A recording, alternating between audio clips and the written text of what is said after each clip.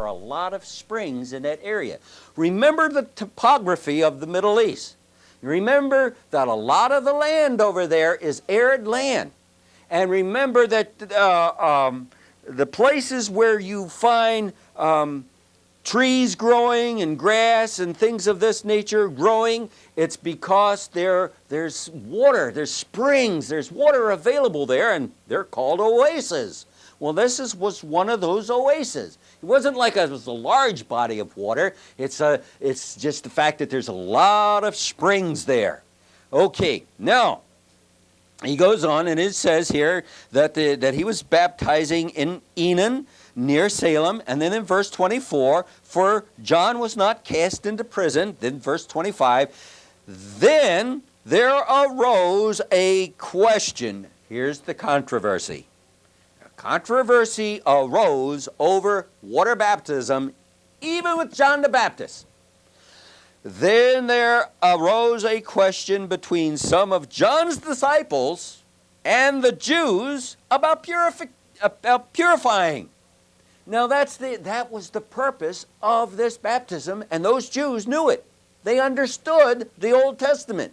They knew what that water baptism, what John the Baptist was doing. They understood that it was a ritual, an act of purification. They knew what the Old Testament scriptures said about Elijah coming and preparing the way of the Lord, and that's why they came and asked him, are you Elijah? No, I'm not Elijah, but I am he that is going forth preparing the way of the Lord. I am the voice that's crying in the wilderness. And so they come to him and they say, okay, then we have a question now about this purification, this baptism. And he says, and they came unto John and said, in verse 26, and they came unto John and said unto him, Rabbi, he that was with thee beyond Jordan, to whom thou bearest witness. Now they're speaking of the Lord Jesus Christ there. To whom thou bearest witness, behold, the same baptizes all men, the same baptizes. In other words, he's doing the same thing that you're doing. See, John the Baptist was baptizing. And he said, and the same is baptizing, and all men come to him. Now we learn that it wasn't really the Lord himself that was doing the baptizing. From John chapter 4, verse 2. John chapter 4, verse 2 says, though Jesus himself baptized not, but his disciples. Okay, but they attributed this baptism to him because it was under his leadership, under his authority that it was being done. However, it was his disciples that were baptizing with water. Isn't it interesting? Under the kingdom program, in these kingdom presentations, Matthew presents him as king. Mark presents him as servant. Luke presents him as the perfect man. And John presents him as God. And in these four presentations, commonly known as the Gospels, in these four presentations, we do not find the Lord baptizing anyone.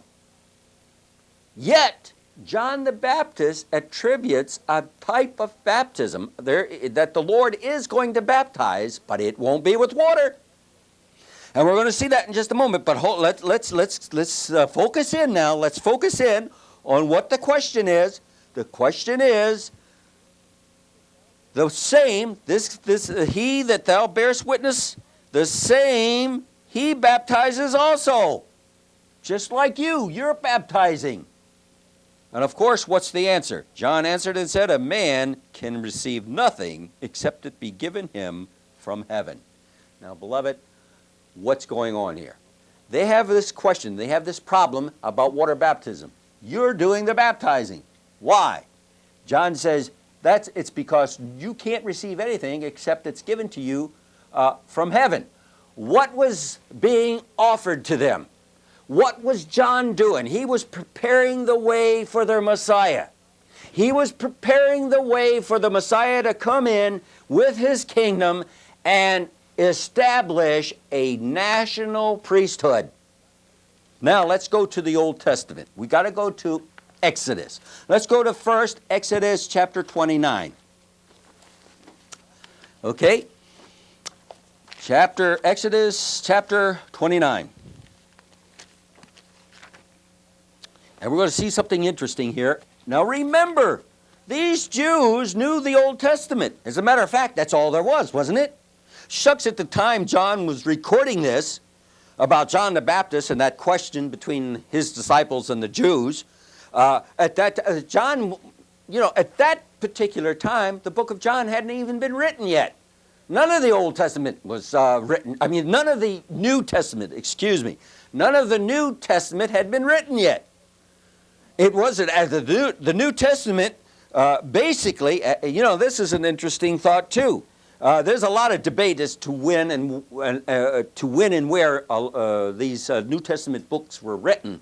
But the truth of the matter is, most of the books of the New Testament, the Greek New Testament, were written after the dispensational change took place. Now that's an interesting thing. But anyway, these Jews, they knew their Old Testament. Exodus 29. Now look. We're dealing with the Levitical priesthood. That's true, the Levitical priesthood. But ultimately, there's a national priesthood in view. Now look, Exodus chapter 29, verse 1. We're just going to read 2 verses because we've got to move on quickly. Okay, Exodus 29 and verse 1. And this is the thing that thou shalt do unto them, that to hallow them, to sanctify them, to set them apart, or even to purify them. Okay? That's the idea here. This is what you're going to do to them to hallow them. To minister unto me in the priest office, take 1 young bullock and 2 rams without blemish. Now let's skip down to 4. And Aaron and his sons thou shalt bring unto the door of the tabernacle of the congregation, and shall wash them with water. Okay, as they began the priesthood, and when a man, under the Levitical, under the Old Testament law, the Old Testament program, when a Levite, when he was 30 years old, and there was nothing physically wrong with him. There's another point. This man had to be in good health, good physical condition. He could not be maimed or marred in any way. He had to be in very good health. And he had to be 30 years old. And when he was ready to go into the priesthood, this is what they did. Now you read all 4 verses there and you'll find out what the full procedure was. But we're just looking at these 2 verses. Okay, when they get ready to go into the priesthood to minister unto the Lord, what was they to do? They were to stand. Notice what shall bring them unto the door of the tabernacle. That was the holiest of holies. That's where the Spirit of God dwelt. I'm going to bring them unto that door of the tabernacle of the congregation, and shall wash them with water. Now that word wash, the Hebrew word, is the same equivalent. It's the equivalent to the Greek word that's translated, or transliterated, I should say, baptism. It's talking about washing, a purification. That's what it's talking about there. Now he's talking about a baptism or a washing, a purification. All right, now then, this is what they were supposed to do. Now look at the very last chapter, chapter 40 of Exodus. And we're going to see that this is what they did. All right, Exodus chapter 40 and verse 30 and 31. And he set the laver between the tent of the congregation and the altar, and put water there to wash withal. And Moses and Aaron and his sons washed their hands and their feet thereat. There's your baptism, beloved. There's the means, and there's how they were baptized. They took water from the laver, and they poured it over their hands. And as they poured the water over their hands, they washed their hands, and then they poured the water over their feet and washed their feet. This was a ceremonial washing or cleansing of the hands and feet. This they had to do before they entered into the priesthood and before they entered into the daily administration of temple service. Okay, now then, look at Exodus 19. Look at Exodus 19 and verse 5 and 6. Now, I know we're bouncing around here a little bit, but I got to establish this real quick and move on because of this question that arose over purification. All right, And